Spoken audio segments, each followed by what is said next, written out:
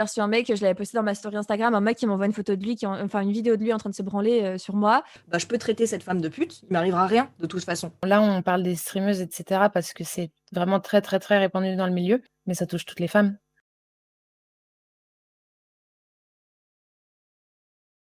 Je m'appelle Nathalie, je suis streameuse sur Twitch depuis 6 ans maintenant. Moi, c'est Manon.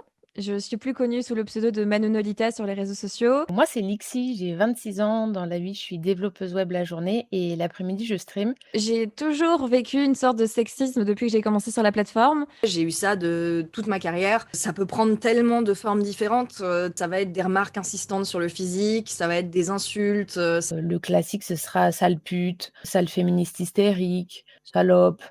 Moi, par exemple, là, avec le pseudo décolleté que j'ai, c'est-à-dire c'est terrible, on voit mon sternum, je ne sais pas dans quelle catégorie je suis, mais je pourrais être dans la catégorie pute, par exemple. Et du coup, en été, c'est hyper compliqué parce que, j'ai envie de mettre des trucs légers, mais j'ai pas envie de subir des commentaires, quoi.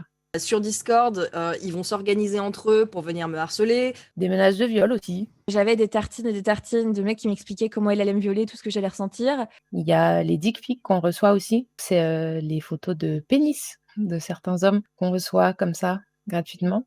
Il y a aussi des montages des streameuses pour faire des photos pornographiques. Il y en a pas mal qui sont choqués par le deepfake pornographique. Ça existe depuis mais des années, des dizaines d'années. Les cum tributes, comme on appelle ça, donc quand un homme se masturbe sur la photo d'une streameuse et lui prend une photo de son sperme à côté de son image, ça aussi c'est très vieux. Donc voilà, faut pas penser qu'il y a eu un cap qui a été passé en termes de violence. Ça a toujours été là, mais juste avant, pour une raison qui m'échappe, ça n'intéressait pas les gens. Il y a 2 ans et demi, j'ai vécu une grosse vague de harcèlement. Ça a été un harcèlement acharné tous les jours pendant plus de 2 ans par des groupes de personnes qui venaient me raid, qui allaient traiter ma famille de pédophile, qui ont usurpé l'identité de mes proches, qui créaient des faux comptes, qui m'ont SWAT aussi, donc qui ont appelé la police depuis chez eux pour dire que j'avais fait une tentative de suicide. Et donc, il y a la police, l'ambulance, etc. qui ont débarqué chez mes parents à 23h. Je suis tombée en dépression, j'ai fait un burn-out, etc. Même là, on m'a juste traitée de pleurnicheuse parce que je savais à quoi m'attendre sur les réseaux et que c'était normal. Moi, je m'estime chanceuse parce que j'ai pas encore eu le stalker. C'est quelqu'un qui va se mettre à vous suivre et potentiellement attendre en bas de chez vous. Et j'ai pas encore eu le doxing.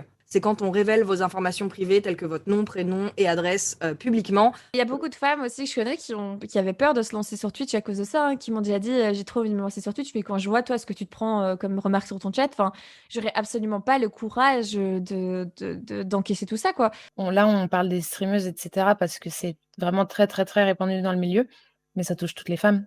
C'est engrainé, en fait, dans la société.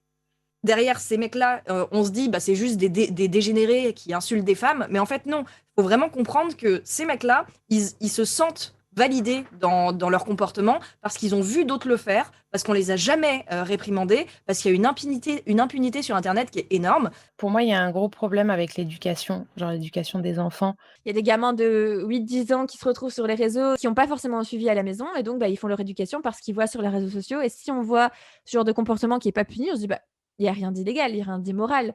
Un des premiers trucs à faire, ce serait pour les influenceurs déjà et pour les grosses boîtes de modérer. Donc que ce soit Twitch, YouTube ou juste les gros streamers, les Instagrammeurs, etc. Modérer leur chat, modérer leurs commentaires, arrêter de laisser passer les remarques sexistes sans rien dire. Il faut que les plateformes, en fait, prennent des sanctions et des sanctions plus grosses que je supprime ton compte.